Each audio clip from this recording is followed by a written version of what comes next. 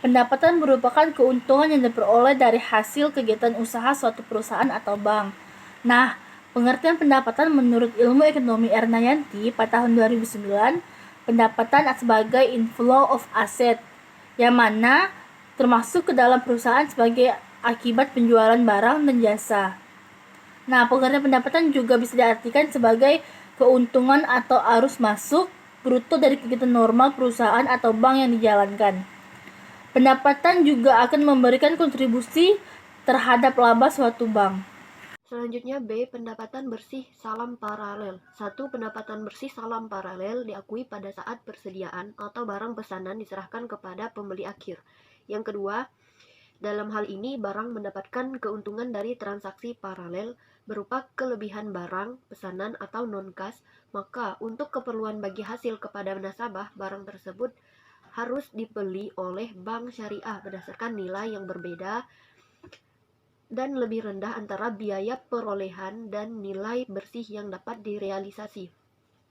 C. Pendapatan bersih istisna paralel. 1. Jika antara waktu penyelesaian barang pesanan yang harus dibuat terlebih dahulu dan waktu pelunasan tagihan bank dari pembeli akhir memiliki tenggang waktu paling lama 1 tahun.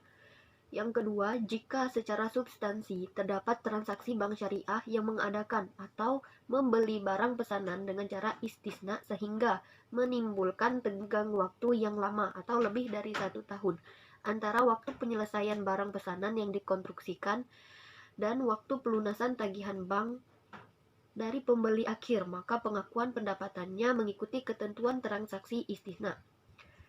2. Pendapatan dari sewa. A. Pendapatan bersih sewa merupakan selisih antara penghasilan yang terikat dengan pemanfaatan aktiva ijarah dan beban-beban yang terikat dengan pengelolaan aktiva ijarah. Yang ketiga, pendapatan dari bagi hasil. A. Pendapatan bagi hasil terdiri dari transaksi penyaluran yang didasarkan pada prinsip dan musyarakah. B. Pendapatan bagi hasil dikurangi dengan kerugian yang berasal dari pembiayaan dan musyarakah yang menjadi tanggung jawab bank jika kerugian tersebut bukan karena kelalaian bank syariah. 4. Pendapatan operasi utama lainnya. A. Pendapatan dari pinjaman kord. B. Pendapatan dari penempatan dan pada Bank Indonesia, misalnya sertifikat Bank Indonesia. C. Pendapatan dari surat berharga bank syariah. Bismillahirrahmanirrahim. Baiklah, di sini saya akan menjelaskan tentang sumber pendapatan bank syariah. Nah, bank syariah dalam aktivitas operasionalnya melakukan kegiatan penghimpunan dana dan penyaluran dana. Kegiatan penghimpunan dana akan menjadi kewajiban bagi bank syariah untuk memberikan insentif bagi hasil kepada deposan. Sedangkan kegiatan penyaluran dana untuk menjadi sumber pendapatan bank syariah. Nah, menurut Wiroso, dijelaskan kelompok pendapatan bank syariah adalah sebagai berikut. Yaitu yang pertama ada pendapatan operasional utama. Nah, di dalam pendapatan operasional utama ini, yaitu ada pendapatan dari jual beli. Nah, apa saja pendapatan dari jual beli? Yaitu pendapatan margin murabahah, pendapatan bersih salam paralel, pendapatan bersih istisna paralel, dan juga ada pendapatan dari sewa. Nah, pendapatan dari sewa ini yaitu pendapatan bersih ijarah. Yang selanjutnya pendapatan dari bagi hasil. Nah, tentu saja yaitu dari bagi hasil sendiri dan pendapatan dari bagi hasil masyarakat. Yang kedua ada pendapatan operasional lainnya. Nah, pendapatan dari administrasi penyaluran, pendapatan fee atas kegiatan bank syariah yang berbasis imbalan seperti fee transfer, fee inkasso, fee clearing, dan fee muqayyad.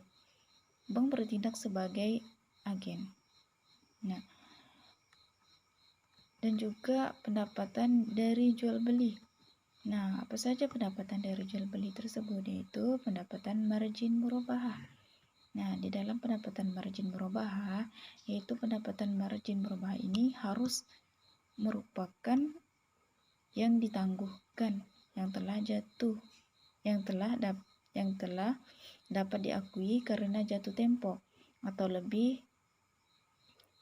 telah dilunasi piutang murobahannya. Dan juga jika piutang murabahah dilakukan dengan mengangsur, maka pendapatan margin murabahah diakui pada saat angsuran itu dibayar. Dan yang selanjutnya, besarnya margin murabahah merupakan kesepakatan antara penjual dan pembeli dan dapat dihitung antara lain atas dasar rata-rata biaya operasional dari bank syariah tersebut. Pengakuan pendapatan. Pengakuan berhubungan dengan masalah apakah suatu transaksi dicatat atau tidak. Pengakuan merupakan suatu proses pencatatan atau penggabungan secara formal suatu item ke dalam perkiraan dan ikhtisar keuangan perusahaan. Jadi, suatu elemen bisa diakui atau dicatat atau tidak diakui. Pendapatan yang timbul dari kegiatan normal perusahaan memiliki identitas tertentu. Menurut PSAK nomor 23, kriteria pengakuan pendapatan biasanya diterapkan secara terpisah kepada setiap transaksi. Namun, dalam keadaan tertentu adalah perlu untuk menerapkan kriteria pengakuan tersebut kepada komponen-komponen yang dapat diidentifikasi secara terpisah dari suatu transaksi tunggal supaya mencerminkan substansi dari transaksi tersebut. Sebaliknya, kriteria pengakuan diterapkan pada dua atau lebih transaksi bersama-sama bila transaksi tersebut terikat sedemikian rupa sehingga pengaruh komiserialnya tidak dapat dimengerti tanpa melihat rangkaian transaksi tertentu secara keseluruhan. Suatu pendapatan akan diakui sebagai pendapatan pada periode waktu kegiatan utama yang perlu menciptakan dan menjual barang dan jasa itu telah selesai. Pengertian beban menurut Committee on Terminology, beban adalah semua biaya yang telah dikenakan dan dapat dikurangkan pada pendapatan. Sedangkan dirumuskan oleh AVB Statement nomor 4 mendefinisikan beban adalah penurunan dalam aktiva dan kenaikan kotor dalam hutang yang diakui dan dinilai menurut prinsip akuntansi yang diterima umum sebagai akibat dari jenis kegiatan mencari laba yang dilakukan perusahaan yang mengubah modal pemilik. Penurunan dalam aset dan kenaikan dalam hutang tersebut berkaitan dengan perubahan kekayaan dan kewajiban yang tersisa untuk pemilik dari suatu perusahaan. FASB mendefinisikan beban sebagai arus keluar aktiva dan penggunaan aktiva atau munculnya kewajiban atau kombinasi keduanya selama suatu periode yang disebabkan oleh pengiriman barang, pembuatan barang, pembebanan jasa, atau pelaksanaan kegiatan lainnya yang merupakan kegiatan utama perusahaan. Beban biasanya dibagi dalam 3 golongan. Yang pertama, beban yang dihubungkan dengan pendapatan pada periode itu. Yang kedua, beban yang dihubungkan pada periode tertentu yang tidak dikaitkan dengan pendapatan. Yang ketiga, beban yang karena alasan praktis tidak dapat dikaitkan dengan periode manapun. Ditinjau dari segi syariat Islam, beban dapat diartikan sebagai pelaksanaan aktivitas yang menimbulkan beban yang harus ditanggung yang tidak bertentangan dengan ketentuan dalam Al-Quran dan hadis.